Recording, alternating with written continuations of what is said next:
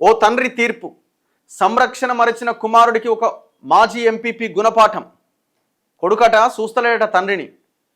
ఆ తండ్రి కూడా కొంత రాజకీయ నాయకుడు, మాజీ ఎంపీపీగా పనిచేసిండు. తండ్రిని చూడకపోతే ఏం చేసిండు తెలుసా? 3 కోట్ల విలువ చేసే 3 ఎకరాలు ప్రభుత్వానికి ఇచ్చి పడేసిండట. కథం.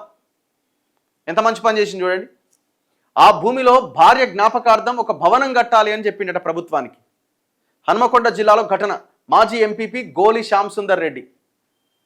3 కోట్ల రూపాయల భూమి తీసుకున్నావు, నిన్ను కన్నడు పెంచిండి, ఇంత కథ చేసి ఇంత పెద్ద చేసిన తర్వాత కనీసం తిండి పెడుతుంది కూడా ఇబ్బంది అవుతుందట. ఇక బిడ్డ నువ్వు ఇంత పనికున్నావు అని చెప్పి నీకు ఇచ్చిన 3 ఎకరాల నాకు ఇచ్చాయి అని చెప్పి దాన్ని తీసుకొని గవర్నమెంట్కి అప్పచెప్పిండట. మీరు చూడండి, మొన్న రీసెంట్గా సుప్రీంకోర్టు కూడా ఒక ఆర్డర్ ఇచ్చింది. ఒకవేళ తల్లిదండ్రులు బిడ్డలకి ఏమైనా ఆస్తి రాసిస్తే మిమ్మల్ని చూడకపోతే ఇచ్చిన ఆస్తిని కూడా వెనక్కి తీసుకునే అవకాశం ఉంటుంది అని. సో అంత కఠిన చట్టాలు ఖచ్చితంగా రావాల్సిన అవసరం ఉన్నది. నెక్స్ట్